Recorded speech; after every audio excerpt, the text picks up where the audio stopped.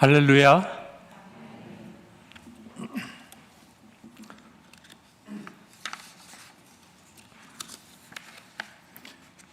예배에 오신 여러분 반갑습니다. 저는 캄보디아 헤브론 의료원의 김우정 선교사입니다. 오늘 헤브론 병원과 간호대학의 경험을 기초로 해서 주님의 말씀을 나누게 되어 매우 기쁘게 생각합니다. 마가복음 6장에 나오는 오병이어의 기적은 우리가 익히 알고 있는 놀라운 사건의 기록입니다. 저는 이 기적을 선교사의 관점에서 그리고 우리의 순종과 헌신이라는 관점에서 살펴보려고 합니다. 이해를 돕기 위해서 먼저 헤브론 의료원을 간략하게 설명드리겠습니다. 킬링필드의 끝자락에 놓인 가난한 사람들, 병이 있어도 치료받을 길이 없는 캄보디아 환자들을 치료하고 돕기 위해 2007년 프놈펜 공항 인근에서 아주 작은 규모로 4명의 의료 선교사들이 협력하여 헤브론 클리닉이 시작되었습니다. 병원 문을 열자 상당히 많은 환자들이 찾아왔고 그들 중에는 수술이 필요한 사람, 입원이 필요한 사람들이 있었습니다. 그들을 도우려고 고민하며 애를 쓰는 중에 여러 후원자들과 단기 의료 봉사팀이 연결이 되면서 헤브론 의료원은 성장하였습니다. 지금은 한국 의사 7명과 캄보디아 의사 26명이 일하며 80병상을 운영하는 작지 않은 병원이 되어 연 6만 명에서 7만 명을 진료하고 또 레지던트들을 수련하며 4년제 간호대학을 운영하고 있습니다. 말씀 중에 34절, 큰 무리를 보시고 그들이 마치 목자 없는 양과 같으므로 그들을 불쌍히 여기셨다. 주님께서는 큰 무리를 보시고 그들의 가난과 질병 그리고 채우지 못하는 갈급함을 불쌍히 여기시고 안타까워 하셨습니다. 15년 전 처음 헤브론 병원을 시작하였을 때 대중교통수단이 거의 없는데도 멀리서 찾아오는 수많은 환자들, 병들고 도움이 필요한 그 분들을 보며 예수님 당시 예수님을 만나려고 모여드는 무리들의 모습이 떠올랐습니다. 그보다 몇 년 전 제가 처음으로 캄보디아에 봉사를 갔을 때 외딴 시골에서 만난 캄보디아 아이들의 크고 맑은 눈망울은 저에게 커다란 충격으로 다가왔었습니다. 이렇게 예쁜 아이들인데 구정물에서 개와 돼지와 닭과 함께 이렇게 더러운 환경에서 보살핌을 받지 못하고 살 수도 있는 거구나. 그 당시 시내 어디에서나 만날 수 있었던 캄보디아 젊은이들의 호공을 맴도는 듯한 소망을 잃은 멍한 눈빛도 저에게는 충격이었습니다. 2010년 7월 헤브론 병원 건물과 숙소동 건물이 지어지고 첫 이사를 들어갔었습니다. 잠이 들었는데 새벽 2시경에 들리는 시끄러운 소리에 잠을 깨어 창밖을 내다보며 많이 울었습니다. 주변은 온통 암흑천지인데 깜깜한 한밤중에 병원 문 앞에 모여선 많은 환자들, 이른 새벽에 이리도 힘들게 찾아오는 병원인데 어떤 날은 환자가 너무 많아서 그날 진료하지 못하고 다음 날에 다시 오라고 그분들을 돌려보냈던 일이 있었기 때문입니다. 37절, 너희가 그들에게 먹을 것을 주어라. 주님 말씀에 제자들은 가슴이 철렁했을 것입니다. 아니, 우리에게 무슨 돈이 있다고 이 많은 사람들이 먹을 것을 사온단 말인가? 그리고 여기는 먹을 것을 파는 데도 없는 빈들이 아닌가? 누가 생각해도 제자들의 걱정과 항변은 타당할 수 있겠습니다. 그렇습니다. 예수님이 제자들에게 너희가 그들에게 먹을 것을 주어라 라고 말씀하신 장소는 빈들이었습니다. 먹을 것을 찾아내거나 가게에서 사올 수 있는 곳이 아닙니다. 아무것도 없는 빈들에서 그 많은 사람들이 먹을 수 있도록 헤브론 병원의 초기에는 일할 의료 인력이 충분하지 않았고 물론 수술할 의사도 없었습니다. 진료 공간도 변변히 없었고 약품도 준비된 것이 많지 않았습니다. 의료 장비도 저희가 준비한 것이라곤 간단한 엑스선 기계와 엉성한 초음파 장비, 그리고 간단한 혈액 검사 장비가 전부이었습니다. 그런데 하나님은 헤브론 병원으로 모여오는 그 많은 여러 종류의 환자들을 돌보아 주라고 말씀하셨습니다. 병원 문을 연 그 이듬해에는 큰 홍수가 나서 병원이 물에 잠기게 되었습니다.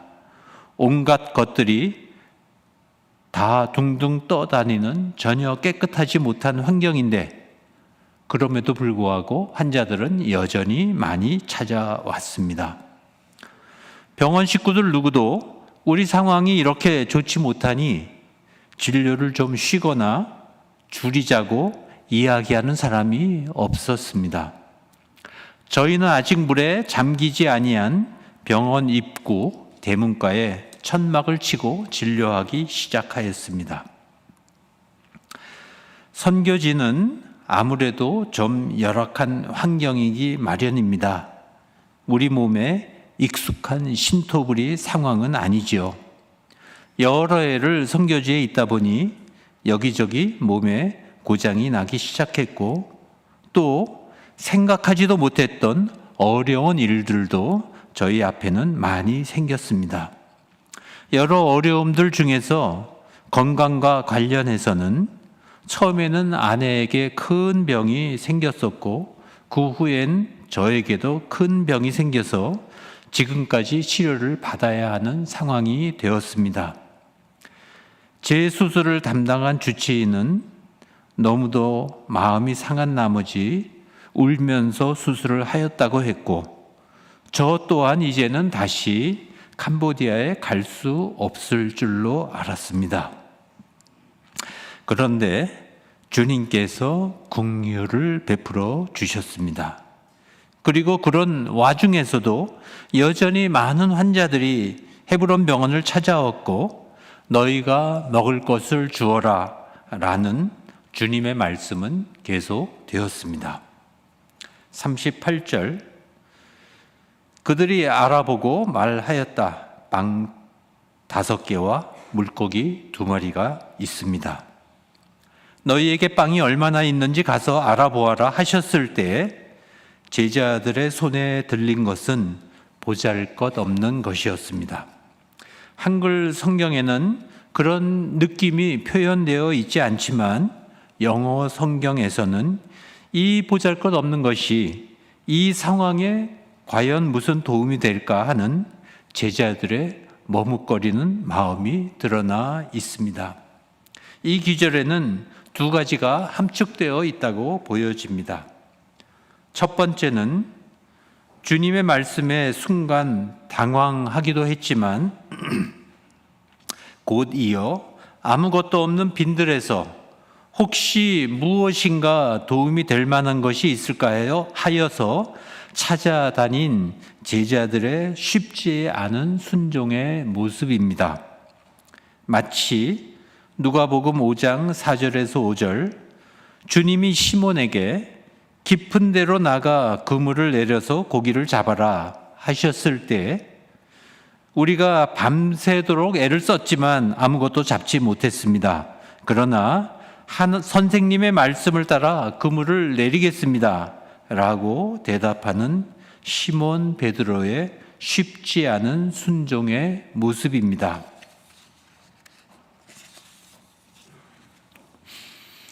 주님의 말씀은 때로는 우리의 경험이나 상식에 맞지 않는 말씀으로 들리므로 순종하기가 어렵습니다.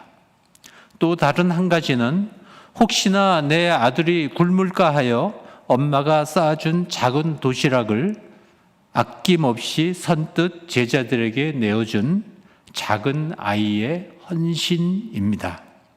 요한복음 12장 3절에 그때의 마리아가 매우 값진 순나드 향유 한 근을 가져다가 예수의 발에 붓고 자기 머리털로 그 발을 닦았다. 온 집안에 향유 냄새가 가득 찼다고 기록된 마리아의 값을 따지지 않는 헌신도 이와 비슷한 헌신이라고 생각합니다. 저는 마리아의 이 향유 헌신을 값진 낭비라고 이름을 붙여보기도 했었습니다. 빵과 물고기는 제자들이 가지고 있던 것이 아니었습니다. 하나님은 이렇게 찾아다닌 제자들의 순종과 도시락을 내어 밀은 아이의 헌신을 연결시키셨습니다. 에베소서 2장 21절 22절에는 그리스도와 성령 안에서 서로 연결하여 지어져가는 하나님의 성전에 대한 말씀이 있습니다. 부르시고 연결시키시고 세우셔서 이를 이루어 가시는 분은 하나님이십니다. 찬송가 67장은 선교지에 있으면서 가장 많이 불렀던 찬송인데 이 찬송 가사에는 하나님이 크신 사랑과 능력으로 질그릇 같은 연약한 인생을 불러 세우셔서 아름답고 놀라운 일을 행하시니 하나님의 그 능력과 은혜를 소리 높여 찬송하라는 내용이 가득 차 있습니다.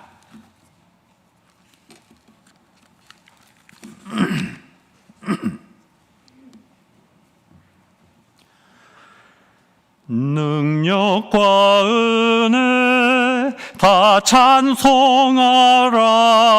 그 옷은 햇빛 그 집은 궁창 그 노래 소리로 주노하시고 폭풍의 날개로 달려가신다. 저 아름답고 놀라운 일이 가득한 이 땅 다 주의 조화 그 힘찬 명령에 터 잡히나니 저 푸른 바다는 옷자락이라. 질그릇같이 연약한 인생 주 의지하여 늘 강건하리. 온 백성 지으신 만왕이시니 그 자비 영원히 변함없어라.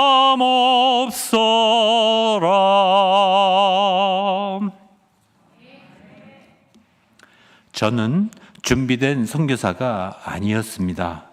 지식이나 능력이나 경험이 부족하고 더욱이 선교에 대해 아는 것도 모자라고 또 심각하게 고민한 바도 별로 없었습니다. 다만 처음 캄보디아를 다녀오게 되었을 때 하나님이 제게 주시는 강렬한 생각과 느낌에 순종했을 뿐입니다. 아니, 순종하려고 하는 마음을 강하게 주셔서 다녀온 지 2년 만에 삶의 터전을 캄보디아로 옮기게 되었고 그곳에서의 생활을 시작하게 되었습니다. 가야 하는지 말아야 하는지 고민하지 않았습니다. 그리고 그곳에서 비슷한 사람들을 만나게 하셨습니다. 그들은 저보다 잘 준비된 선교사와 봉사자들이었고 선교지가 아니면 만나기 어려운 분들이었습니다. 저에게는 그분들이 주님께서 연결시켜 주신 동역자들이었고 빵과 물고기이었습니다. 헤브론 의료원은 빵 5개와 물고기 2마리로 5,000명을 먹이신 주님의 기적의 이야기입니다. 간호대학을 운영하는 지 8년째인 올해 간호대 학생들 중에서 입학 당시에는 크리스찬이 거의 없었으나 졸업반이 된 35명 중 24명이 세례를 받은 일은 주님의 기적 중에 기적입니다.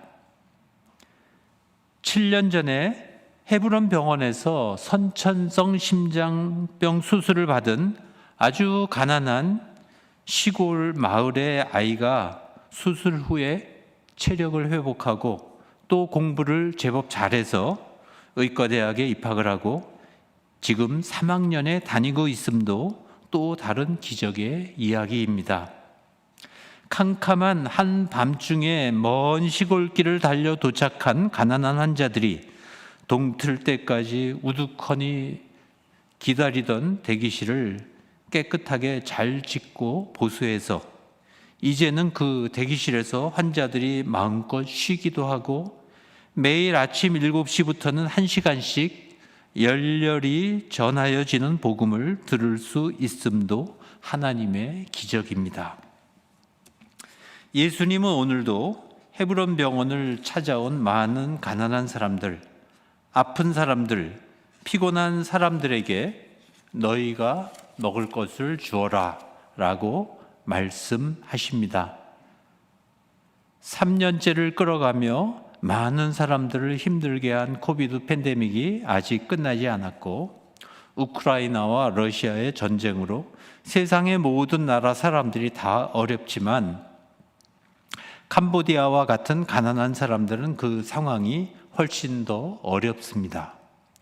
관광과 쌀 농사와 봉제 산업이 주된 산업이던 캄보디아에서는 많은 실업자들이 발생하였고 경제 성장 속도도 많이 느려질 수밖에 없었습니다. 이러한 때 헤브론 의료원은 더욱 할 일이 많아집니다. 가난한 환자들이 마음 편하게 찾아갈 수 있는 병원이 헤브론 병원 말고는 별로 없기 때문입니다. 말씀을 맺겠습니다.